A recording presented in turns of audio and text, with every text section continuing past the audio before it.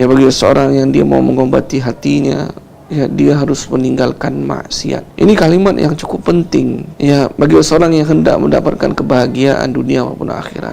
Bagaimana saya mendapatkan kelapangan jiwa? Anda berhenti bermaksiat. Kenapa hati saya gundah gulana? Ya karena ada ya hubungan haram antara laki-laki dan perempuan yang dia jalankan. Ya apakah dengan pacaran bagi kaula muda atau selingkuh bagi orang-orang yang telah menikah. Ya, kenapa engkau terdapatkan kelapangan jiwa? Kenapa engkau senantiasa mendapatkan kegundah gulanaan, kesedihan yang berkepanjangan? Ya karena engkau mengikuti langkah-langkah syaitan. Tapi itu bukan sesuatu yang ya membingungkan. Tapi maka cara agar kita bisa mengobati hati kita itu adalah dengan dia tinggalkan dulu kemaksiatan-kemaksiatan yang dia lakukan. Ya, apa kata Ibnul Mubarak, seorang ulama yang mulia, ya semoga Allah merahmati beliau. Beliau mengatakan, aku melihat bahwasannya dosa itu akan mematikan hati dan sungguh dia akan mewariskan kehinaan bagi para pelakunya, dan meninggalkan maksiat,